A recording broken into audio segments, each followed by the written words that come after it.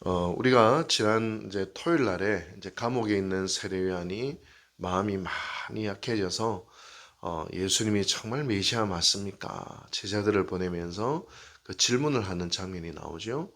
그때 예수님은 세례요한의 제자들에게 이사야서의 말씀을 이야기하면서 내가 바로 그 메시아다라는 것을 분명하게 알려주십니다. 그리고 오늘 본문은 주님이 그 연약함에 예수님이 메시아인지 물어봤던 그 세례요한을 아주 극찬을 하세요. 주님이 세례요한을 가르쳐서 이렇게 말씀하시죠. 구약에 있는 그 어떤 위대한 선지자보다도 위대한 선지자다. 그가 바로 말라기가 예언한 주의 길을 예비하는 바로 그 선지자요. 또 그가 바로 오리라한 엘리야다. 여자가 낳은 사람 중에 세례요한보다 더 큰 이는 없다. 정말 성경 어디를 보더라도 세례요한만큼 예수님의 칭찬을 받은 사람은 사실은 없을 것입니다. 근데 여러분 성경을 좀 읽으면서 좀 의아한 부분이 있어요. 우리 7절에 보면 그들이 떠나매라고 되어 있죠. 그들은 누구이죠? 세례요한의 제자들입니다. 그러면 세례요한의 제자들이 떠나고 난 다음에 어마어마한 칭찬을 하는 거예요. 아니 세례요한의 제자들에게 이 칭찬을 막 해주면 세례요한이 제자들이 돌아가서 아이고 우리 주님이 이렇게 이야기합디다. 그러면 세례요한이 얼마나 위로받았겠어요? 상식적으로. 근데 세례요한의 제자들이 세례요한으로 다 떠나고 난 다음에 엄한 사람들에게 무리에게 이 말씀을 하고 계시는 것이죠. 여러분 참 이것이 저는 좀 이해가 안 됐습니다만 그러나 중요한 것은 지금 세례요한은 천국에서 주님으로부터 엄청난 칭찬을 지금 받고 있겠지요. 저는 이 본문을 보면서 이런 생각을 봅니다. 사람들은 끊임없이 이 땅에서 보지만 우리 주님은 영원 속에서 늘 보세요.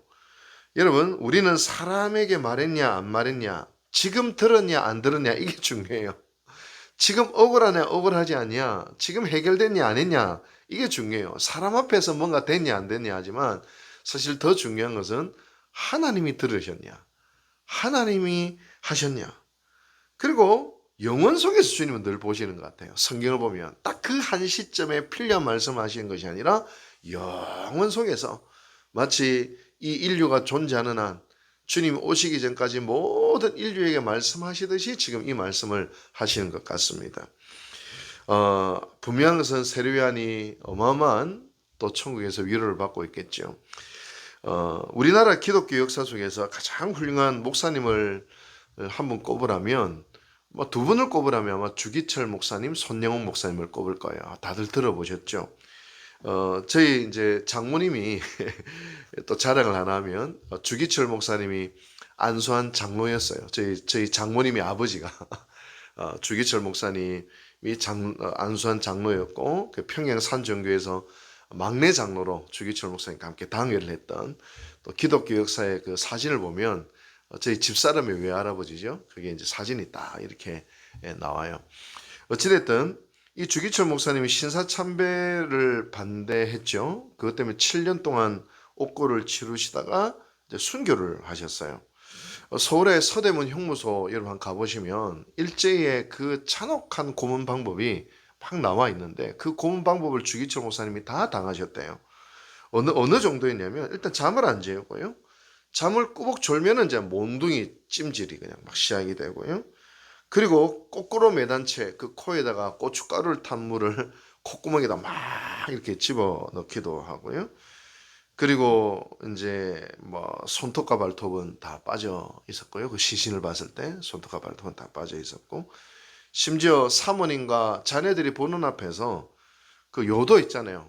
거기다 쇠코팅을 집어 넣기도 하고요. 그 장면을 본 주기철 목사님의 아들 주광조 장로님이 어린아이에 기절을 해서 실어증에 걸리기도 하게 했고요.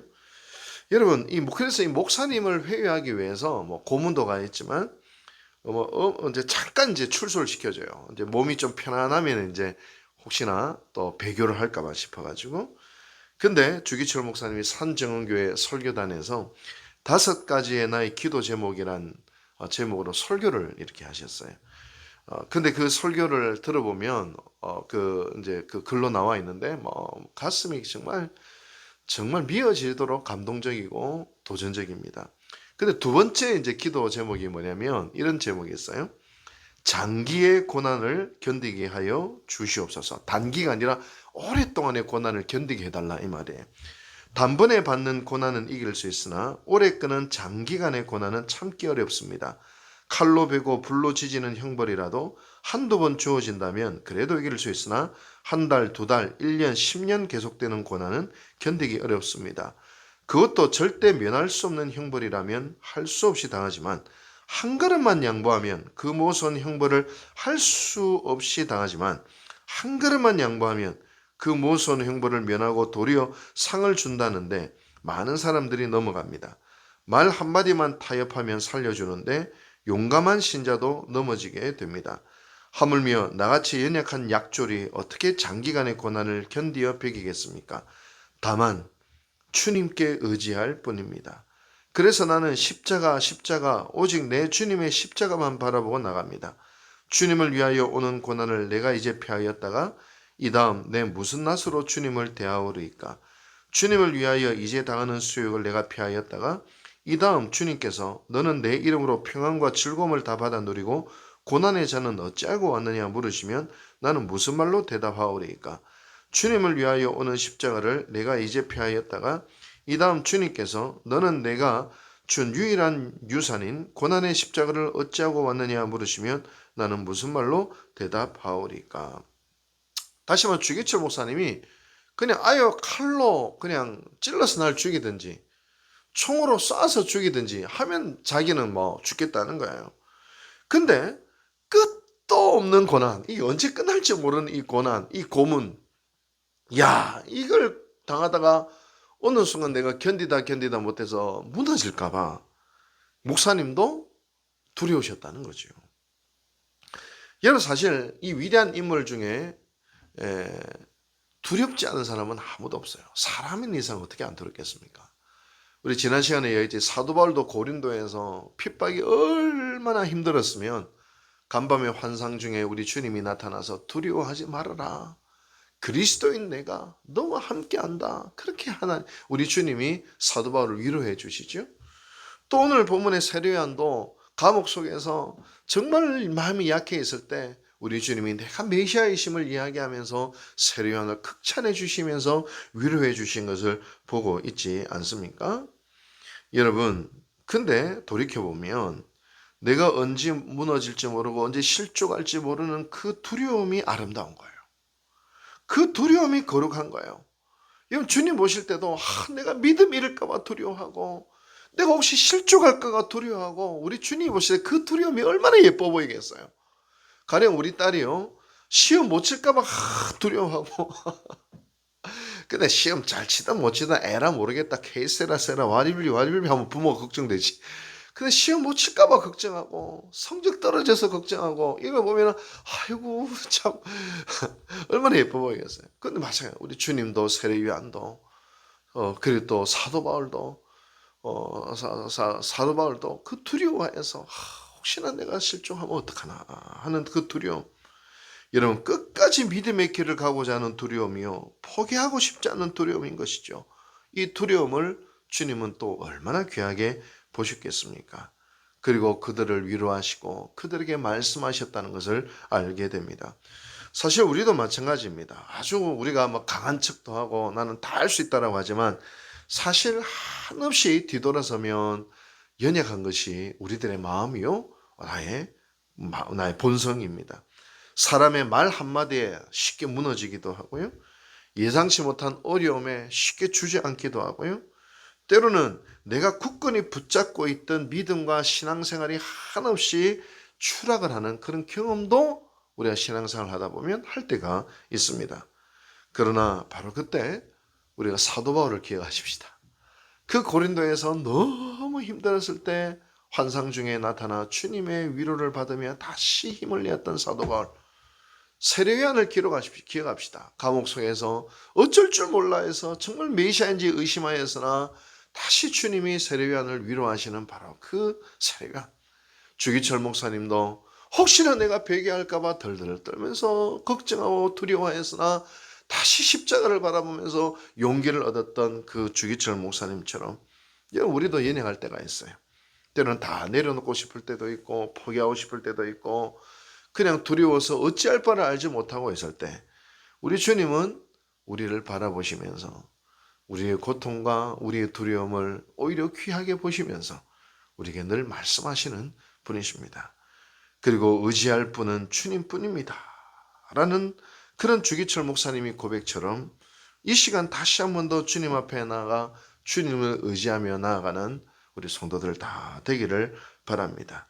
오히려 나의 연약함 속에서 주님은 더 크게 역사하십니다. 나의 좌절과 나의 두려움 속에서 주님은 더 놀랍게 우리가 주님을 만나고 체험할 수 있는 순간입니다.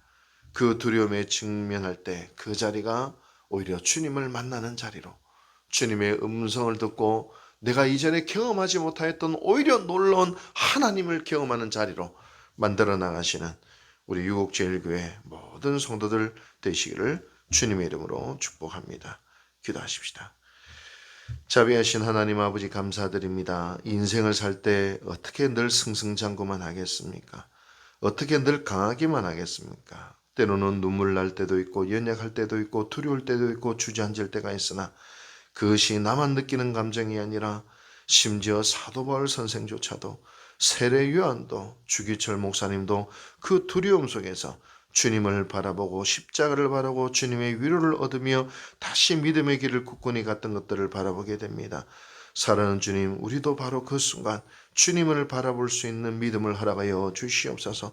십자가를 바라볼 수 있는 신앙의 결단을 하게 도와주시옵소서.